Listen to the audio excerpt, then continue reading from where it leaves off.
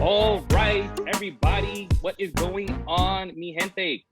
Welcome to the Geek-A-Rican podcast number 3, and I have a lovely guest with me today. My guest host is Moxxi Shenanigans. Hello. She is a wonderful cosplayer, and she's a fellow geek.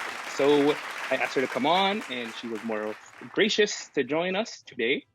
And here we go. Tell us a little bit about you. What are you into? What are you up to? And how's life? Life is good. Life is good. Post mid-pandemic life is actually pretty good. I've been working on a lot of cosplay lately. I'm doing some horror stuff, which I know is not your favorite, but I'm excited about it. My speed. I'm a speed. I know, but that's okay. That's okay. Not everybody's speed. That's fine. Yeah, and I'm just all about this nerd life. It's a good time to be a nerd. We have so many new things coming out. I'm really excited. Absolutely. I'm looking at your background, and I love all your stuff in your background. I could see Thanos' glove, gauntlet, Thor's hammer. Have you used all of these props? Is my question. I think the ones that are in view, the only one I haven't used is Hey. Where you see that? That's the only one I haven't used yet. I didn't use it. You haven't Moana yet? No, I did Maui, and I guess I did because my friend has the same exact Hey, and I used hers when I was Maui. But this is for my Moana, which I didn't finish. I was like almost done right when the pandemic started, and I was just like, I'll finish it later. And now it's been a year, and I've not finished it. It's all good. All right. Yeah. So, yes, definitely, because you have a lot of time, I guess, right? Well, now post-pandemic, people are going to be getting back to regular life, I guess, and doing cons and stuff like that. Yeah. Everything's digital now. Before we're I know, and I haven't done a digital con. It just seems weird to me. I know a lot of people are loving it, but it seems too weird for me. I just don't want to get into that. But the only con thingy that I think I've done virtually was the DC Fandom. I watched that, and they just showed a lot of their upcoming events, upcoming movies, and then I think that's when they ended up dropping the trailer for the Batman, and that was pretty fire. It was. I think I have more hope for it than a lot of people do. I know a lot of people are trash talking Robert Pattinson, right? And I gotta say, think of him as Edward Cullen. That's Edward Cullen over there. And that's valid, but I mean, the guy's been typecast. I feel so bad for him. And it's a movie. He didn't even like those movies. He was trash talking those Twilight movies while he was in them, and he's done so much stuff since that. And he's a genuinely good actor. So I'm kind of, other than the fact that he doesn't have too much body mass to be Bruce Wayne. Other than that, I feel like it might still be good. And it looks dark enough. It looks brutal enough that I think it might still be really good. Yeah.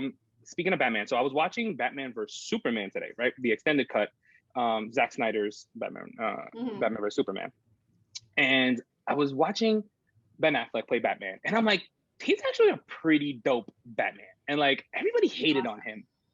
I like him as Batman. I was like, yo, he's big, he's rugged, he's he used the gadgets better than anybody else too. He really, when you were watching the fight scenes and the fight choreography from that movie, it felt like watching a Batman cartoon. It felt like playing a Batman game more than any other live action Batman has, as far as the hand-to-hand combat and the gadgets that he was using.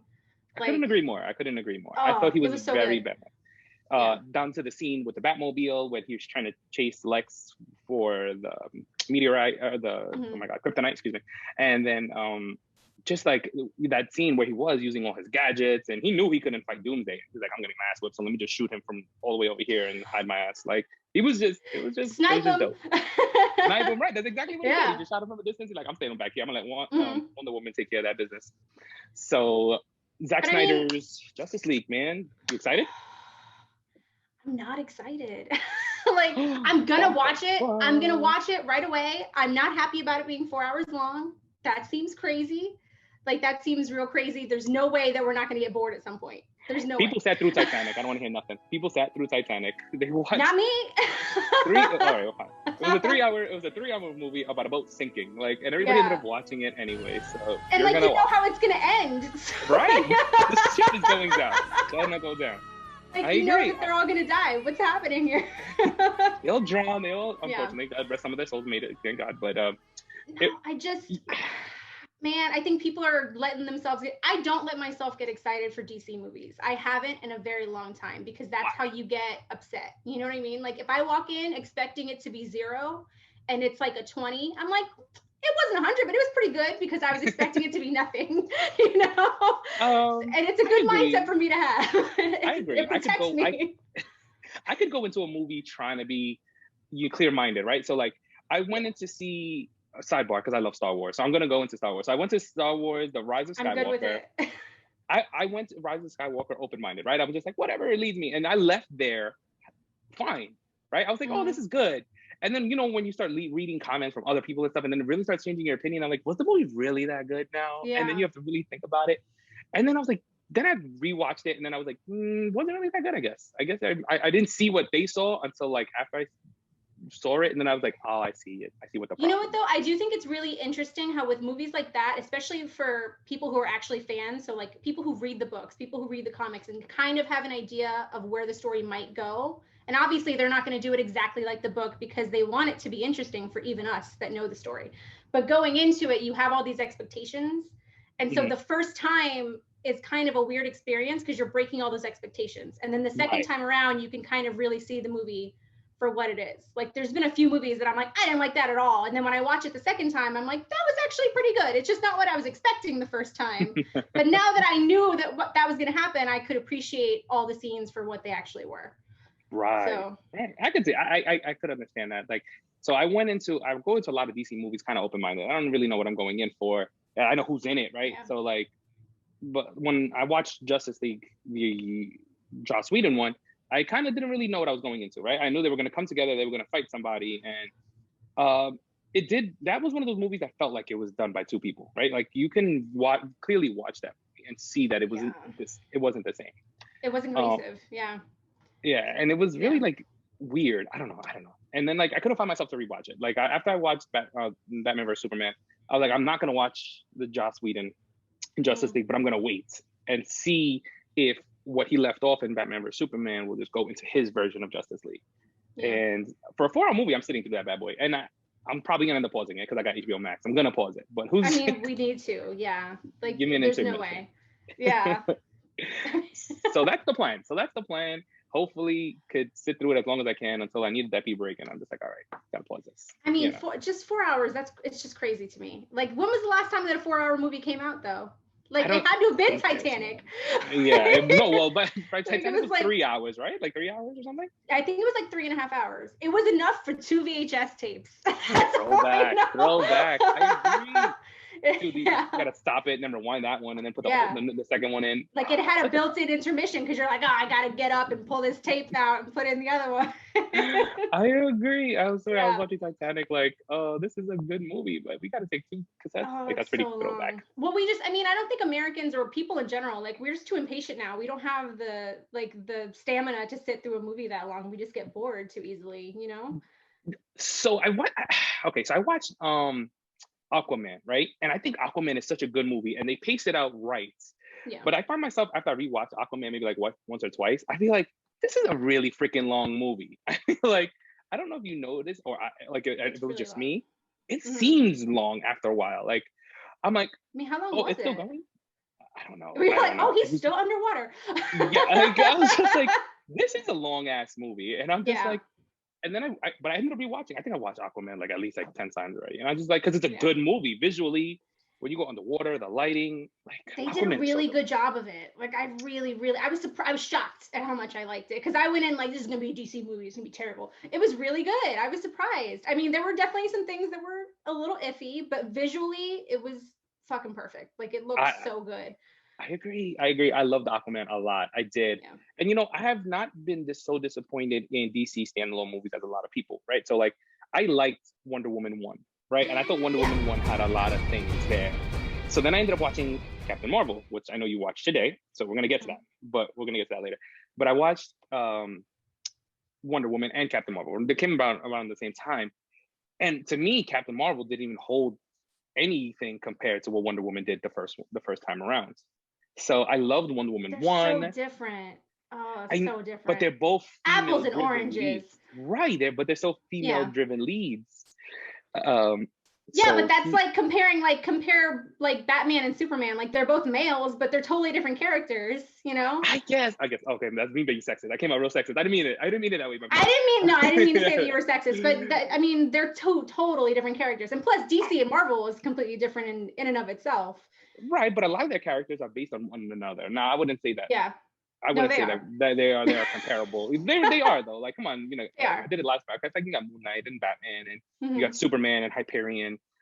All these characters are kind of driven by one another. So, not that Wonder Woman and Captain Marvel have like really any close ties or relations in any way, but I just felt like they both, Marvel, DC, both studios were trying to introduce these strong women leads and strong women stories and stuff like that. And Wonder Woman came out to be the better story for some reason. It came out really strong. Yeah. And it told a really good story. And maybe that was just the acting, or I don't know how it went, but Wonder Woman 1 was good. And that was just my opinion. No, I thought it was really good. It was another one I was surprised at. Right. It was good. So my favorite standalone though, DC right now, hands down, is Man of Steel. Man of Steel with Henry Cavill. Come on, go. I feel like, okay, first of all, Henry Cavill. Just Henry Cavill, not Man of Steel. Henry Cavill, I think, is the perfect Superman. Like, if we couldn't get Christopher Reeves back from the dead, Henry Cavill is our best option. He was so good to be Superman. And I love it when they cast people who actually enjoy comic books and enjoy the characters, because he's like a real nerd. Like, he knows these stories, he respects the character, he wanted to do well by the character, which is why he doesn't want to do Superman anymore. but that movie, that was the first. I was so disappointed. Oh my god! Like, I remember walking into that movie theater in a cape. Like, me and my brother were just like jumping on like lampposts, and we were so excited, and we just walked out of there just like that was one really long Sears commercial. Like, there was so much product. Watch it again. There's so much product placement. It's all Denny's and Sears the whole time. Like, the whole time. No, stop. No way. But mainly for me, it was just like they made such huge changes for the character and for who he is as a person that it really bothered me. Because for me, like, I get that you can't take 70 years of comics and put it in a 2-hour movie and have people who don't know the comics understand it. That's understandable. Right. Like, you got to condense it. You have to twist things up to make it make sense. It's not going to be exactly what we've always seen, but there are things that have always been that way for Superman. Like, there are things that don't change about his character. So, first of all, the way that his father died was really weird. Like, it weirded me out. It was very odd. It was super dramatic. It was raining. It didn't have to be. Like, it was just like the end of a rom-com. Though. Like, if you tell me it's so Kansas, weird. No, it's Kansas. You got to expect hurricanes and tornadoes. Like, that should happen. That's real shit in Kansas. I know, but for me, I don't know. I guess for me, like, the idea of his father always dying of a heart attack is just kind of more real for me. Like, that's a very relatable thing, because that happens for a lot of people in real life. It's very relatable to lose someone to a normal medical condition, not to, like, you know. That's not selling in the movie theater, though. Totos. Well, I know, that's true. Like, they need something more dramatic, I guess. But the main thing for me was like Superman doesn't kill. What is this? I've been watching Superman cartoons and reading Superman comics my whole life, he always outsmarts them. There are so many times we were like, how is he gonna defeat this guy without just killing him? Like, he's got to just kill him, but then he doesn't. He figures out a way to beat them without killing them. And in the movie, it just felt like an easy out. I don't know. He didn't really want to, because he was begging. I don't know. Of course, he didn't want to. Right, but at the end of the movie, like, when Henry Cavill was kind of choking him out and stuff like that, and he was trying to refrain him from like killing the people because Zod was gonna like burn the people and stuff like that. Yeah. It was dramatic, but I think that's what made the story so good. Like, he had to, like, I don't mind a different point of view. If you tell me the same story, I think eventually it gets old, right? Like, and I know you're trying to reintroduce Superman, and you know, with Jonathan Kent dying of a heart attack, we got that part. You know what I mean? But for dramatic and story purposes, to make him basically want his son to protect his identity so much that he was willing to give his own life so his son could protect his identity, that's a story. Come on, that's a story. And I know it's not sticking to the material that we're used to, but it's just like, he was like, no, I don't want people to know who you are, and I'm willing to sacrifice myself for that. And I'm just like, bro, that's deep. And then I'm just like a Kevin Costner fan, so I'm just like, yeah, Kevin No, Costner. I mean, I love Kevin Costner. Like, it was well acted. I mean, it's not bad. I understand, bro. Like, I understand. I get the struggle, bro. Like, I get it. So I don't know. It's just, honestly, for me, DC in general, not just Superman, but DC in general, it kind of felt like the Nolan Batman films did so well, and they were so dark, and such serious shit happened, and they were huge successes, right? And it felt like Warner Brothers was like, oh, we're going to make these DC movies. We're going to make so much money. Let's make them all dark, just like those, and it'll be great. And it's like, but that works for Batman because that's his character. It doesn't work for Superman. Like, for Superman to be all like dark and brooding and pissed off all the time, that's weird. That's not Superman. It felt like they were just like doing a cookie cutter thing to make money because they thought it would work, and that don't work. It's not, they're totally different characters. Oh man, I want to put this up. I'm gonna put this up, like how everybody feels about Batman vs Superman. Not Batman, excuse me. The Man of Steel movie, because I think a lot of people are calling for a second one. That's how good the first one was, and I would not protest to that because I think, yeah, he's not supposed to be dark, but that's first off, that's how Zack Snyder moves, right? Like most of his movies dark, between Watchmen and 300, and just like all his movies are really kind of shot dark in a dark way. Yeah. And Batman vs Superman worked, I think, with that. At first, I didn't think so. At first, I was like, why is it so dark like you? I was like, it's because Marvel movies are what? Bright and in your face and comic booky, but not so comic booky. But that's not how DC, I think, wants to approach their movies. They kind of want that darker tone. They weren't so dark with like Aquaman, and even Wonder Woman, I didn't find it so dark. But yeah, he does run dark, and Superman dark is kind of weird.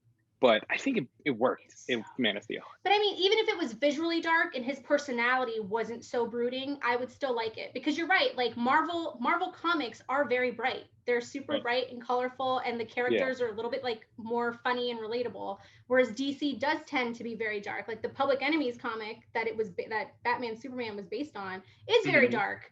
Like it's drawn very dark. It's fucking raining all the time. It's all cloudy all the time. Like it's got that like noir feel. Like and that works for DC. I'm just saying, like, the character doesn't have to be pissed off. But like, I get it. He's got like all these struggles, but that's not Clark Kent.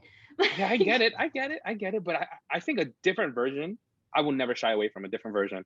And to be the world's strongest man and to have all these powers, you know, like that's a struggle in all in itself because you're the only one of your kind. You can kill anybody at will. And, you know, like, in the movie itself, like those kids are like picking on him and he's like squeezing the pole and he could have killed them even if he like thought about it, but he knew that it wasn't the right thing to do. So like imagine living all that power and just containing yourself. Like that's a struggle all on its own.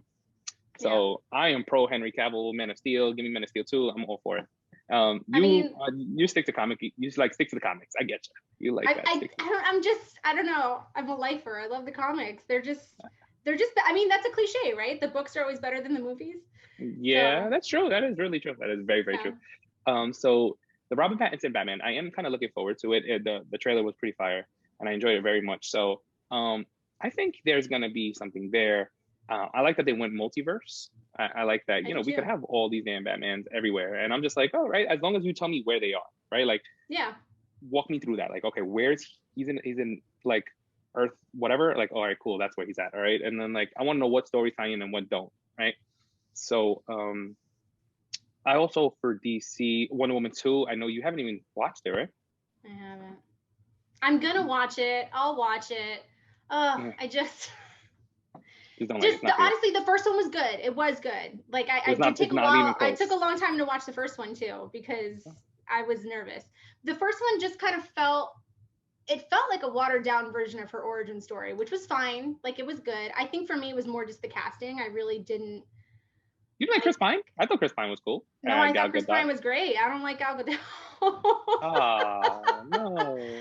I just think I don't know. I don't want to get too far into like because we're talking about comic books, so it doesn't need to be about like body positivity. But as like a female who reads comics, okay, and growing up reading comics, everything that we were seeing on TV and in movies and like Disney, all that was all just like blonde, blue-eyed, very, very thin women. Yeah, with like really big chests and with really big chests. Yeah.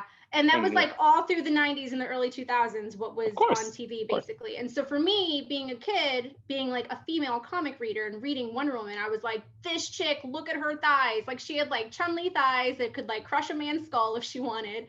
Amen. She was gorgeous, but super muscular. And for me, it was just like, wow, you guys could have chosen like a female fighter or someone who had like muscle mass and was still gorgeous. That'd be fine. And Gal Gadot just kind of seems like a model to me. Right. And that's not what I was hoping for. So you were looking like somebody like Gina Carano, right? Or somebody like that? At the time, yeah. Yeah, I could see what you're saying. Somebody with like a little more mass, a little like beautiful edge strong at the same time. Someone who looks like they could kill you, you know? Because Wonder Woman always did. She looks like she could explode your head with one punch, and she can. Yeah, that's true. I could agree with that. You know, I did like what they ended up doing later on and actually putting pants on her as opposed to just like the skirt and or even like a little body like suit. Like the bikini thing that she used to have? Yeah. I was like, I understand like sex sells, right? Like that's just what it is, right? Like looking at the pretty pictures and all this other stuff. Yeah. But when they put on some pants with her and they just give her like little joints, I was like, yo, she still looks like a badass, like, you know? Yeah. And I think that Gal Gadot had a really like when she got casted, she got a lot of heat. And I was more on the count like, yo, let's just wait and see, you know? Like I was like, wait and see. I wasn't enjoying it. And her acting as Diana Prince kind of made me like, I'm not so mad at it. You know what I mean? Yeah, she doesn't look the role, but I think she did a pretty good job. Like acting wise, I think she did a really cool thing. But yeah, I think I could understand why you want somebody that could have the look and the acting at the same time, because they could have found somebody. But and I mean, and I do agree with you. Like she did do a good job. It was a great movie. I did like the first one. I just think like in the back of my mind, I was just like, oh, but how much better would it have been? And after watching Batman vs Superman, because that's where you first see her, I'm like, yo, she's fine, right? Like she's fine. Oh yeah, she's gorgeous. Like she's walking into that ballroom scene with that dress. Like she was just, I was like, wow, she is beautiful. But wow, she is super skinny. Like, and that was her after like crazy working out for like a year to get ready for that role. Like that's as much muscle as she's gonna be able to put on. Poor girl. But I loved it. I love her. But I could understand what you're saying. So I understand your point of view. But Wonder Woman 2 had a lot of problems that like I don't even worth mentioning. If you haven't seen it, if you haven't seen it, just watch it just for reference. But to sit there and think you're gonna enjoy this movie, you're gonna lie to yourself if that happens. So don't do that. I mean, I'm for sure gonna watch it. I think when movies like that come out, I kind of like to be in a state of like, well, if I don't watch it, there's still the potential that it could be good. You know what I mean? Like if I just keep putting it off, but once I see it, I know that it's not good for sure. For real. You know what I also watched? I watched The Birds of Prey, the Margot Robbie Harley Quinn thing that they did, and that was pretty cute too. But that also was a disappointment. That was a major disappointment, and it was so weird because like if you had just pulled out the Harley Quinn parts and like kept like the 35 minutes where it's just Harley Quinn, that was like perfect. That was like her acting was perfect. Like the story, like all of her dialogue was perfect. Harley Quinn, they did her really well, but all the other characters were done terribly, and the main story was done terribly. Like it was so bad. You're telling me that I'm gonna watch a movie with Black Canary and she's not gonna scream until the very, very end, and she only does it once? What are you talking about? Like, what even is this? I don't understand. Right. and I agree. I don't like the lady that really played the Huntress either. I think they didn't do that character so much justice. Yeah. I think that movie had a lot of issues. And what really says it is like, what's her name? Mary Elizabeth Winstead, who did Huntress. Like that was the chick who played Ramona from Scott Pilgrim. Like I love her. She's amazing. She was in the sequel to The Thing. She's great. And for me to love her so much and to still be like, damn, that was terrible. That means it was really bad. Like, that's a cult classic now, man. That's a cult classic now. Oh yeah. That's awesome. So I think that's what we spoke about. I just want to see what the future holds, right? Like, the Zack Snyder is coming out this week on the 18th. So it's going to be 4 hours long. I think, we got to commit to watching that 4 hours just for reference purposes. But I'm going to watch it. I know I'm going to watch it. And I'm going to, hopefully, I just hope that a lot of what Joss Whedon did or any of the thing that Joss Whedon did is not in it. Because there was, I don't know how much it is going to be at all. I hope not, because I don't know how much of it was Zach's and which one was Joss's parts, right? So I just hope it's not a bunch of that and then like a few pieces here or there, because then I'm just gonna be terribly disappointed. But that's why I don't really I think that everyone's so hopeful, and that's great. Y'all should have hope. But Right. like, I don't understand why everyone's talking about this movie as if it's going to be like a whole different movie. And like, this is what Zack Snyder would have given us 3 years ago. And no, it's not. Like when Joss Whedon came on, they had already filmed like 95% of that movie. Like all the footage that they used was literally the stuff that Zack Snyder was using. But Joss Whedon came in and did a few other reshoots and twisted it up a bit and removed a bunch of it, apparently, to make it shorter. So I don't think what's coming out, like, it's not the movie that he would have given us 3 years ago, guys. Like, it's not. This is an entirely different movie. They gave him another $80 million. He has all the reviews from everyone who talked trash about this movie for years, so he can go in and change what needed to be changed now that he knows how everyone reacted to it. I need to know what he did with this. Yeah, I need to know what he did with this $80 million. Like, there better be some real good shit for that much money. Like, I don't know. That's a lot of money. I know you had reshoots. I know you had to do some other stuff. But if you're giving me the same garbage that I sold before with just like a few tweaks here and there, I'm going to be highly disappointed at the hype train. Because the hype train has me hyped. I'm not going to lie. The hype train is like, I mean, I know it's getting me excited too. Because I mean, come on, it's a Justice League movie. Like, how are we not going to get excited about that? We've been waiting our whole lives for this. Come on. And then we got what we got a few years ago, and that was terrible in and of itself. But I mean, I think the main difference, because apparently when he wrote the first one, he wanted Darkseid to be like the main villain in the first one, and it just didn't work for the budget or something like that. And they showed Darkseid in the trailer for the new Snyder Cut. So I'm assuming the biggest change he did was to go in and make the main villain Darkseid. Gotcha. So we'll see how that goes. Well, I'm looking forward to that, honestly. Give me 1 second. Hold on, I gotta do something. Give me 1 second. Okay. All right. Sorry, we had a little technical issue, but now we're back on track. So we reiterated that Darkseid's going to be the villain in this one. I'm actually happy with that because he's like their Thanos, right? Like he's the Thanos for DC. So give me that. I want to see that. Which I think is probably why these 3 years later, it's a better idea, and that's probably why they did these reshoots, because he was like, "Damn, Endgame did really well." How can we mirror that in DC? Right, exactly. But I thought they moved too fast a little bit with Justice League, trying to like rush this. Like I kind of like the Marvel way of going. Yeah, okay. Yeah, they rushed it. Even honestly, I think even Marvel rushed it. Like a little bit. They held that out. But even with 20 movies, they did not like. It was just. Oh my God! Where did it need to go? Because there were things that were well. Let's just talk about Darkseid first, I guess. Let's not get into Marvel. But no, like Justice League was like, it was so rushed. Like they basically did what, 2? There were 2 standalone movies. By that time, yes. And I think what they were trying to do was like what Marvel did, but in reverse, right? They wanted to give you your big bad at first, and then they wanted to be like, oh, but who is this character? Who's this character? Let's start talking about this character. And sidebar, I am looking forward to The Flash. I thought I didn't like Ezra Miller. I think I still don't like Ezra Miller, but I think I'm going to be excited for this movie. Just not sure yet. I think that's everyone's opinion of Ezra Miller. Is just like, I like this guy, but do I? I don't know. Sidebar, don't know. Not sure yet. No, but honestly, like in the Justice League movie specifically, that was one of the things that I really didn't like. Is like he was like this goofy. Obviously, he's like Barry's always funny, and that's great.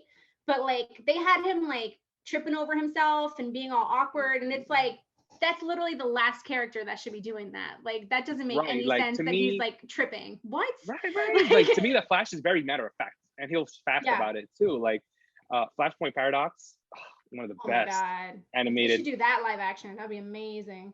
Right. So I think that's what they're working on. They were trying to work on like this multiverse thing. I don't know if it's going to be Flashpoint Paradox, but I know they were going to do a lot of multiverse with the Flash, and he's going to be going in and out of all this stuff. But yeah, that Flashpoint Paradox, like that Barry Allen, he's confident. He's confident within himself. He's like, I'm the man. I'm the fastest man on earth.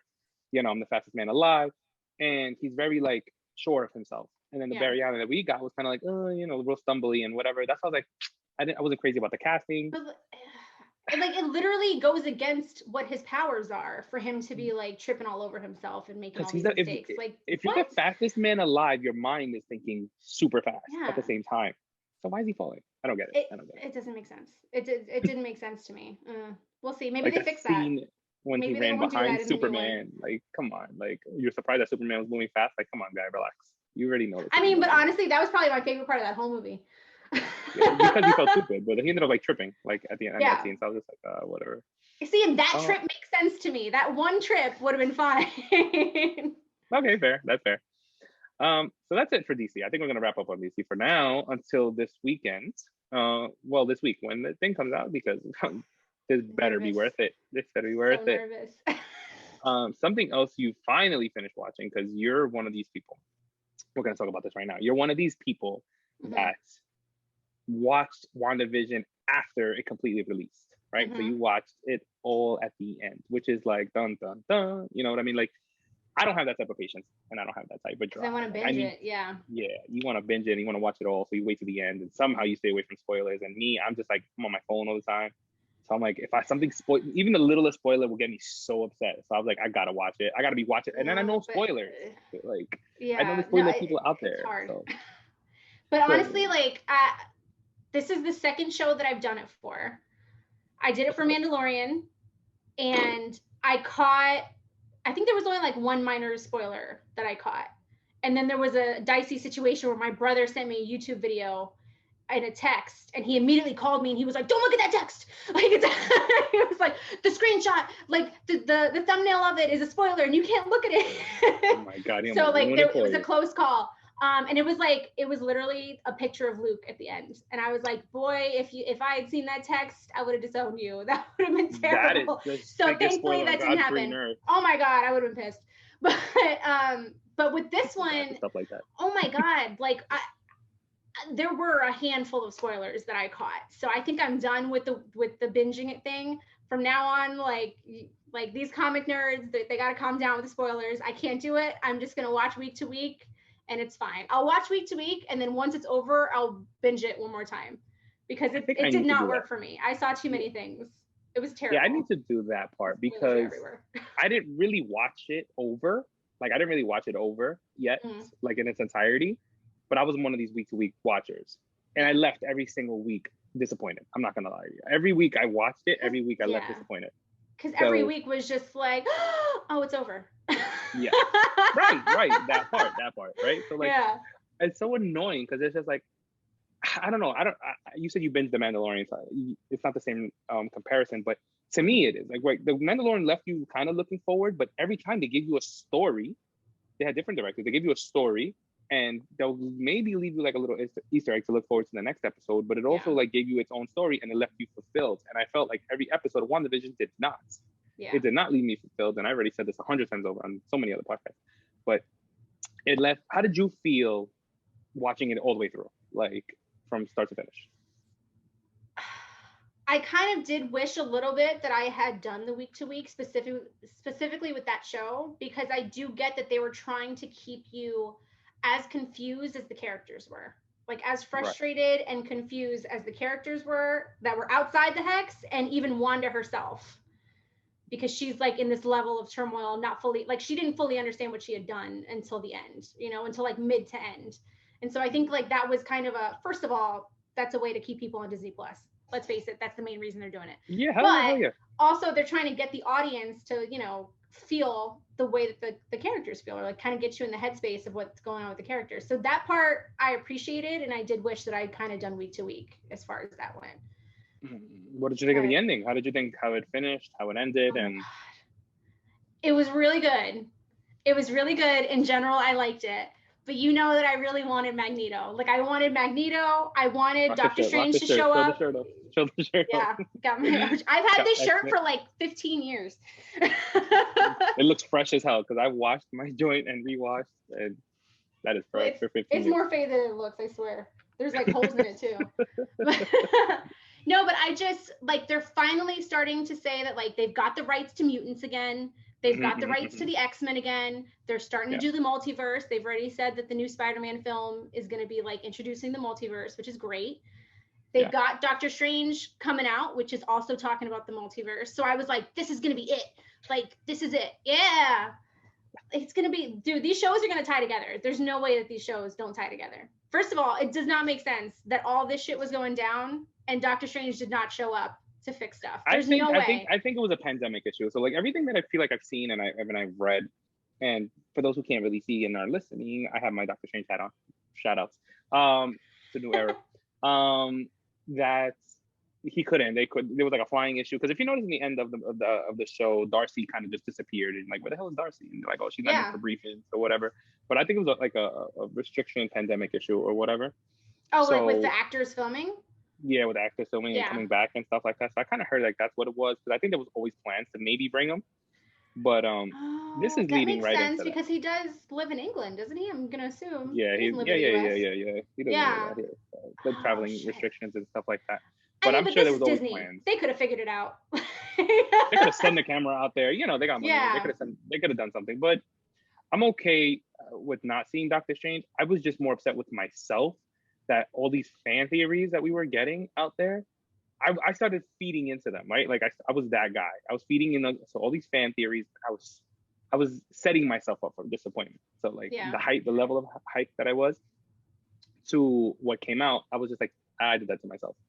So I kind of felt a little disappointed in myself for really, because like when they were talking about Reed Richards and you know all this other stuff, I was just like, yeah, give me all that. None of that came fruition. And no Mephisto and I was just like, I was expecting like, okay, but I do feel like they're gonna intro Mephisto later. Like I do think that they're gonna intro Mephisto and then be like, oh yeah, he was there and you didn't see him, or he was involved in what happened in WandaVision somehow. If they do, he was the bunny the whole time. He was Mr. Scratchy. Watch, he was there the whole time. Oh my god, that'd be amazing. They already had plans for him, but they could always change it now because it's not canon. So whatever. But I mean, why would he be working with Agatha though? Like that doesn't Agatha's so beneath him. I don't know. There's so many theories, and none of us are gonna be right. So I think there's some. I think they have a lot to go, but I think that Doctor Strange is gonna be good. I'm looking forward to that. I hope they tie together. We'll see. I agree. Because is this have they said that they're going to do a new season of WandaVision, or was this it? Is this like a standalone thing? I think this was a single. I think right now all plans were that this was just supposed to be one season, and then that was going to be end of that, and it's going to lead right into Doctor Strange and the Multiverse of Madness. So then, honestly, I feel like Wanda's going to be in the Multiverse of Madness, and honestly, I'm hoping she's going to be the villain. Me too. I thought this was gonna end with that, right? Like I always thought, even in the beginning before the show, like aired and stuff like that, I was under the assumption that she was always gonna end up being the bad guy, and because of this whole psychotic episodes that she's going through and stuff like that. I always thought that was gonna be the end result, but who knows? We'll see. So, I don't know. Yeah. So that's that. Something else you watched? What else did you watch this week? I finally got around to watching the Loki trailer, which that I had to put off for a while too. And I'll admit, I'm real excited. I'm real excited for that. Oh, it looks so good. I watch these things when they come out. Like I'm like, when they announced Investor Day, like, and they were gonna have trailers, I was like, oh, I'm watching this. And when they say like, oh, we're gonna have trailers, I'm always like there to watch the trailers. I don't know. I think it just depends on what it is. Like the Mortal Kombat trailer, it came out, and I was immediately like, oh my god, I gotta look this up. Like, but I don't know, for some reason Loki, I was like, nah. I don't think I was too excited until I saw the trailer. I honestly wasn't that excited about a standalone Loki story, because the whole point of Loki is that he's mischievous and you never really know what's going on with him. Like you don't really know what's going on up his sleeve, you know? Yeah. And so to have a story that really goes into him more, I think is kind of the opposite of what they should be doing, because he's supposed to be like a man of mystery, you know? Who you talk about Loki, right? Of course. Yeah. Yeah, I agree with that, because I think this Loki is like the after Avengers 1 Loki, you know, not the Loki that we ended up seeing get his neck like. So he hasn't grown yet. He's still like fully evil, pretty much. Oh man, but Loki's which is how he should be. Good. Right, I agree. Yeah. Sidebar, I think I want to see the Lady Loki too. I would love to see a version of the Lady Loki. I feel like they're gonna do it, especially like I said, the multiverses are coming up in Marvel now. I feel like they're gonna go down that road. I really want to see like a Mara, a live action Mara. Oh my god, I like a lot of these characters. I don't know. You know what it is? They are shooting already Thor, since we're on Loki. We're just go there. they are shooting Thor now, and a lot of a lot of pictures on set are leaking. You know what I mean? Which I kind of disappointed that I find myself looking at them. And I don't know, I should be like, no, just look away and don't open it up. But like my curiosity gets the best of me. So I'm just like, I cannot not look, you know? So to see, you haven't seen anything? Like, Nothing. The only one that I've seen was that the set photos like Jane Foster up in the sky and she's like getting electrocuted and stuff like that. Like not really electrocuted, you know, it's all blue screen and stuff like that. But like it's showing kind of how like I guess she's getting it through a metamorphosis of some sort, whatever. And I don't know why I'm watching it, but I find myself so intrigued by really garbage things that I know I'm gonna spoil it, but I don't know why I cannot not watch it. And I mean, it doesn't spoil it that much. Not that much, but you know. And then I also saw that that lady whose name slips my mind. But she was the heavyset lady. Oh my gosh, what's her name? She was like on Mike and Molly, I believe. Was her? Yeah, she was on Mike and Molly. Melissa McCarthy? Is that her? Yes, I believe her. She's in the movie. She's in the movie. Because do you remember the theater scene in Thor Ragnarok where they had like Luke Hemsworth, right? His name Luke Hemsworth, his brother playing Thor, like for the play for Loki. Have you seen Thor Ragnarok? Oh yeah, no, wasn't it like it was Matt Damon, right? Wasn't it? It was Matt Damon. Yeah, Matt Damon was in it. Matt Damon played Loki though in the little theater scene. Yeah. And then Luke Hemsworth played Thor in the little theater scene. So yeah, now they got like Loki was impersonating Odin. Right, that part, right. So now Melissa McCarthy's gonna be in Hela in this movie. She's gonna be the theater version. I know, it's so funny. It's so funny. So honestly, that's great. I love that. Yeah, like a heavy set with a big ass thing. I was like, that's funny. So, but again, these are spoilers, and I like find myself looking at it. I'm just like, I need to stop and stay away from this stuff. So I mean, I get it though. Like it's addicting and also like it's just little seeds for our fan theories, you know, because it's not going to give away the whole movie, but it's enough for you to be like, oh, I think that they're going to do this now because I saw this on set. I'm okay. I think I find myself one of my favorite characters is Thor. I do like Thor, so I find myself looking at a lot of Thor stuff, and I want to see, Boulder the Brave, his brother, and I would love to see that. I would love to see, like I said, the lady Loki. I don't know. I kind of even want to give me a quick fake scene of him turning into a frog, like the Thor frog. A little piece of that, you know what I mean? So like, I just love that, and I think I don't know. I feel like they kind of put us into a corner with Thor Ragnarok a little bit, like by destroying Asgard. What did you do? Like, what did you do Asgard for the future? And in the comic, they do, right? They have new Asgard that's in some town somewhere, and it becomes new Asgard. But think of like that. I don't know. Maybe it was just me, but like that first time watching the first Thor in the movie theaters, and they show Asgard for the first time, I was like a child on Christmas. Like it looked so good. It was so beautiful. And I just, oh my God, I could see that for a million more movies. Like I want to see Hulk attack that Asgard, come on. Yeah. And so mark my words, I follow the lady, the actress from Blind Spot, right? That's Blind Spot that played Lady Sif. I think her name is like Alexandra something or whatever. She's filming in Sydney, and that's exactly where Thor's filming. So I'm thinking she's in the movie. They haven't announced her yet, but give me Lady Sif coming back. I'm all for that. That makes me hopeful because I love Sif. Yeah, Lady Sif was a strong woman, and I thought she would be able to kill it if she comes back. I hope she does.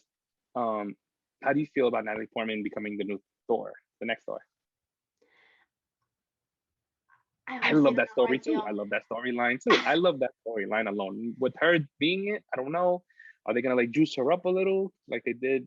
I don't know. I think that's a Gal Gadot situation where like she's as fit as she can be, But I mean, I love Natalie Portman. She's fantastic. It almost feels like it's too soon, but it's not. Thor's been in like at least 8 movies now. Like he had a really long run. So I think it's just that I hope not. But I mean, if she's the new Thor, how is he not done? Like unworthy. He's unworthy. Tell me he's unworthy. What are you gonna do? Oh my God. I'm so for that. I don't know. I'm excited to see it. I'm just I'm tentative. Like I'm not gonna really put an opinion until I watch it because I don't know. I'm nervous. Totally respect. So you told me you watched today Captain Marvel, and you waited this long to watch Captain Marvel. I watched it this week. Okay. And your thoughts, final thoughts on that movie? Because everybody's seen it by this time. You're probably like the only. Oh my God, I'm the last person in the world who hadn't seen it. And honestly, I probably would have still waited longer if it hadn't have been for so many tie-ins being in WandaVision. Like after WandaVision, I was like, they introduced Monica Rambeau. Did everybody else already know about this? And apparently, you all did know about this. Well, she was a little girl. Like in the movie, she's a little girl. You know. Yeah. But I mean, the movie, it was. I liked it. It was really good. I liked it a lot more than I thought I would. I really appreciated the 90s aspect, like seeing young Fury and everything was great. For me, it's the same thing. It was just the casting. Like the story was fantastic. It was a little watered down. Like I really could have done without her getting her powers from the Space Stone. Like that's not necessary. It didn't have to be the Tesseract. You could have it could have been the exact same thing. I know, but I think they like tying everything to the Infinity Stones, you know, and which is fine. That's, you know, that's understandable. It's so close to what actually happened though. Like it felt unnecessary to me. But in general, it was just the reason I didn't watch it in the first place was because I love Brie Larson. She's a great actress. I loved her in Scott Pilgrim. I've loved her in almost everything that she's done. She does not have a lot of range.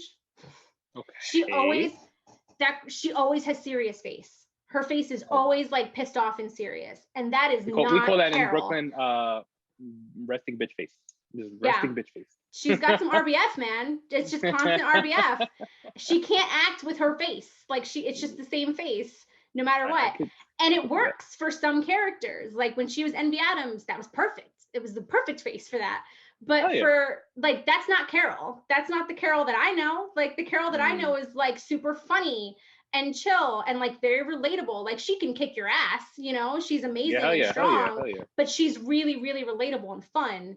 And she was just not, it wasn't there. It wasn't there at all. So I put off watching it for a little bit. And then when I saw Endgame and her scenes in Endgame, I was just like, this is exactly why I didn't watch it, because look at what she's doing here. Like she's just so serious. She was such a serious version of the character. Oh my God. You're like a truist. You're like, no, this needs to be right or not done at all. Which just because like it's her personality, like that's important, you know. Like who the character is. It felt like the Batman thing all over again. Like don't make Superman act like Batman because he's not. Like don't make her act all serious. Yeah, and I could understand that part. And I don't really have an opinion on Captain Marvel. Like it was, to me, it was just a movie, and it was like, you know what? I have no tie-ins or no connections to Captain Marvel. So like I didn't really feel nothing going into the movie. Coming out of the movie, I was like, oh, it's okay. It's a good movie, but I didn't feel any way here or there. The only thing that I really didn't like about the movie was Fury losing his eye to a cat. Like I thought that was very stupid. It was kind of a letdown, right? Yeah, like he lost his eye to a cat. Come on, man. Like motherfucker. And honestly, like even if it had been like the Flurkin using his tentacles, I feel like that would have been cool. But the fact that it was literally just a cat scratch was just like, what? Like that's just kind of a letdown. Yeah. I mean, I'm gonna watch part 2, and I actually liked Monica Rambeau's story in WandaVision. I liked the actress. I thought she did a really dope job. I think I want more of her. And if you give me less Brie Larson and more her, I'm all on track for that. I'm all on board for that. I mean, because she is the current Captain Marvel. So if they want to just be like, Brie, you're done. And put Monica in her place, I'd be fine with that. Hell yeah. I'm all for that. I just thought the lady that portrayed Monica Rambeau did a really, really, really good job. So yeah. No, that part, she was perfect. She was perfect. That whole thing was perfect. I agree. So I'm not going to take up a lot more of your time because we're going to wrap this up. But real quick, this Friday, the 19th is Falcon Winter Soldier episode 1 dropping on Disney Plus.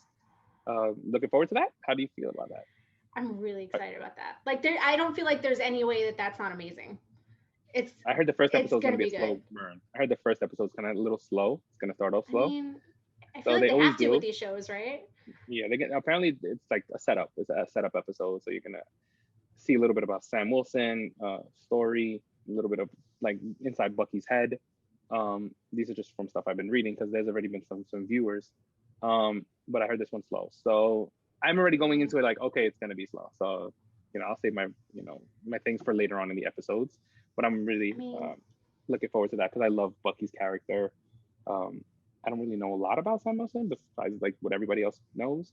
But I think Bucky's character is actually really he has a lot of trauma in his head. He was frozen and he was mind controlled, and I like the character. So, and I like Sebastian Stan, so I'm all on board for that. I think he's kind of the perfect Bucky. I am still kind of like, and they could still do it. I'm wondering why they did all those Easter eggs in the MCU about like him possibly becoming White Wolf, and then they just kind of dropped it.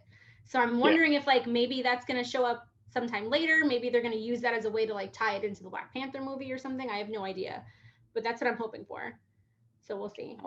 Black Panther, and then Sam, like, is he going to be the new Captain America? Is that what the show is about? Because most of the trailer, it's just him as like normal Falcon.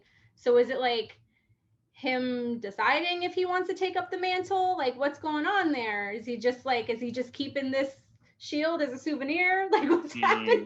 I think nothing is more relatable right now than, and I had said it my last podcast, to see him as Captain America, because he's a black man in America, and what says American more than diversity?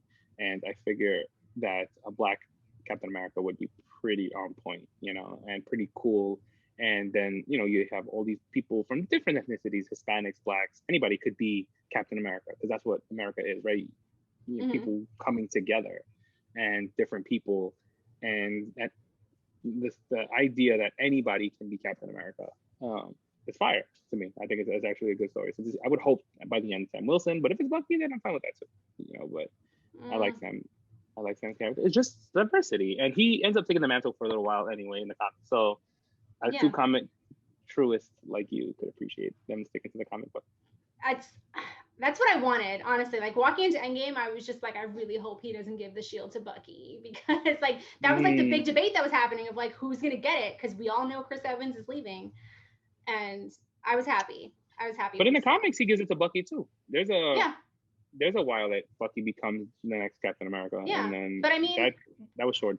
With what they've done with Bucky for the MCU, like he's still too messed up. Like he's still got too much trauma going on. He's still brooding. He's still figuring his shit out. Like I think if he was gonna pick up the mantle, it would need to be down the road. Like he has a lot of growing to do before he could do that. Whereas Sam is already like, he's a good man, he's a good soldier, which is who Captain America knew needed to be the next one, Totally agree. Not last, but real quick, I just thought like during Captain America Winter Soldier, when he had the lower part of the mask and half his face covered, I kind of always loved that look. That'll give him a mask like up top like he does in the comic book. Like you don't need to expose his whole face. I know for movie purposes, you want to show your actor's face. I get that part. But give me a mask, give me an eye covering or something like that's superhero-y. You know what I mean? I think that would be cool. Or give him back his long hair. You know what I mean? Yeah. Honestly, I thought it was just more menacing. Like when you had like the half mask, it's just scarier looking. Like give me the mask with the long hair coming down. Like he looks like he was gonna mess some shit up. He was gonna fuck some shit up crazy. Yeah. And then he did. And then they kind of like lowered his coolness down as it went on. I'm just he needs to be badass still. Like give me that badassness. Yeah. So I'm ready for that. And it's gonna be good. Yeah, last but not least. So did you hear that Avatar has taken its title back as the highest grossing movie, shout out to China, for overtaking them? I don't know how that happened. Wait, did they like re-release it? How did that work? That's what I would love to know. But next thing I know, I'm looking at my phone, Marvel's pulling out to you, congratulations to Avatar for becoming once again the highest grossing movie of all time. Maybe they did re-release it. I don't know. But do you know Disney owns both of those movies? Yeah. Now. So now they own Avatar and Endgame. Disney owns both of the highest grossing movies of all time. Zoe Saldana was like so proud to be a part of both projects as Gamora and as that's true. Yeah, I love Avatar. I thought that movie was adequate. When I left the movie theater watching Avatar, I thought that visually, story, maybe hate humanity, hate people as a species. Because I'm just like, and then my boy was like, "Yo, it's just Pocahontas." I'm like, I'm like, it is. It's he's literally like, Pocahontas. and I'm like, don't talk to me like that. First off, I know it's Hey, not. but Pocahontas was amazing. Yeah, Pocahontas. All right, shout out It's to fine. Pocahontas. I'll take it. I'll take it. It was It's Pocahontas good. with blue people. That's what they were telling me, and I'm like, I don't care Yeah. what you're saying. No, it's not, but it is. And I loved Avatar. I loved the Navi. I love the whole idea.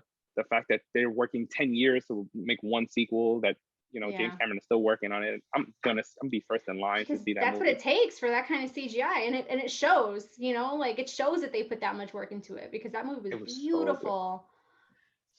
So good, and still to be one of the highest grossing movies of all time. And it came out years ago. What I think, 10 years ago, easy. Like a decade ago, yeah. That was a long So time ago. That came out. It was around the same time as the live action Avatar. I remember because they were both out at the same time. So it was like 10 years ago. live action Avatar. It's on Netflix. I was watching it the other day with my son. He loves Avatar, and I was just like, Stop me it. too. Why are you watching that? Yeah, Avatar: The Last Wait, Airbender. Come on. Yeah, but like the M. Night Shyamalan one or like the cartoon? Well, first, okay. So what happened was I was watching the cartoon one because okay. Spoiler confession here. I've never watched it while it was running. So then I ended up buying the DVD copies, the Blu-ray, excuse me, DVD. What year am I? The Blu-ray copies.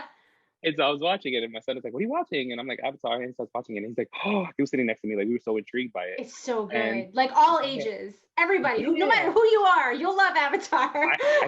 That's something I wouldn't have been able to do week to week. I would have been like, I need to know what's going on right now. So the fact that I was able to watch it all the way to the end, and when he ended up learning all 4 elements, and he kills the Fire Lord, I'm just like, this is what I'm talking about. Like, so good, so good. Dude, so then when I know, and then I watched the M. Night Shyamalan one, and it ended finished with the scene from the first season, which I thought was really good. People hated on it. I was like, how do you not like this? I was like, I enjoyed it very much. Very much. I only saw it the one time, and I think I blocked most of it out to like protect myself.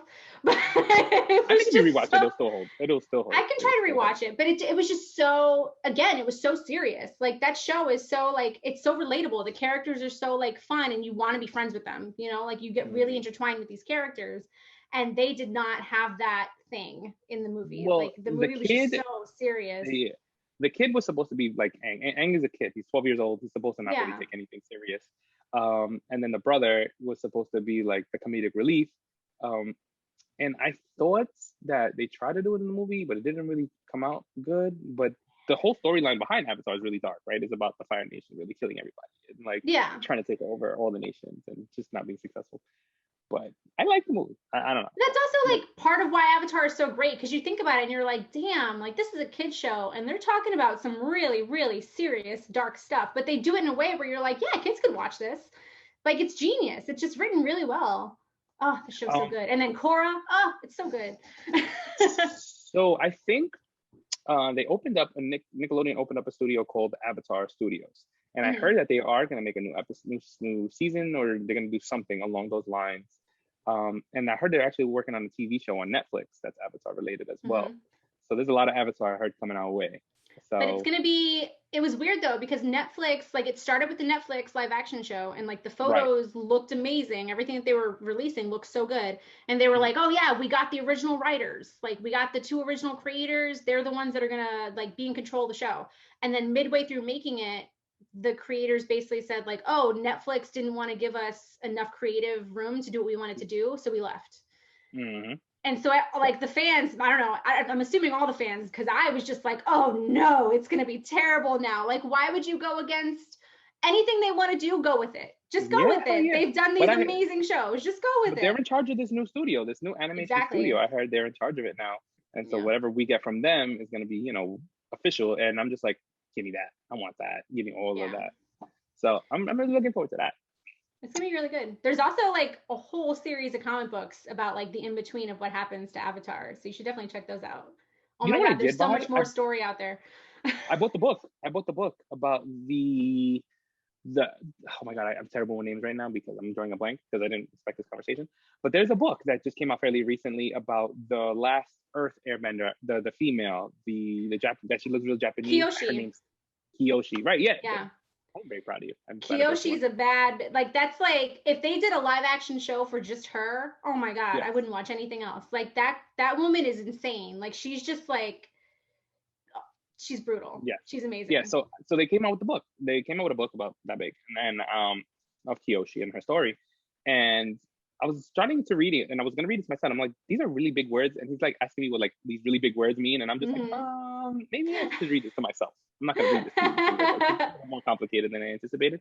Yeah. But it started off really good. So and it just the first chapter is just basically them trying to find who the avatar was, and they found out it's a little girl and how they found it and stuff like that. It's actually pretty fire. So I'm reading that. I was reading that. I kind of gave that a break, but Kyoshi, I'm gonna finish reading it because so I gotta check it out. Let me know how it is. I gotta get that. I got you. I love Kyoshi. So yeah, I guess on that note, we can wrap it up for this week's edition of the Geek-A-Rican podcast, because we spoke a lot about so many topics. But I do want to thank you so much to Moxxi Shenanigans for joining me today, and I appreciate you coming on. And where can people find you? Tell them your socials and all that stuff. So you can find me on Instagram at Moxxi Shenanigans. So I'm a cosplayer, and you can also find me over at Geek-A-Rician and Cosplay Only. Those are 2 pages on Instagram where I share different cosplays and artists. Awesome. So again, thanks everybody for coming, and I hope you guys enjoyed the show this week. And until next week, later.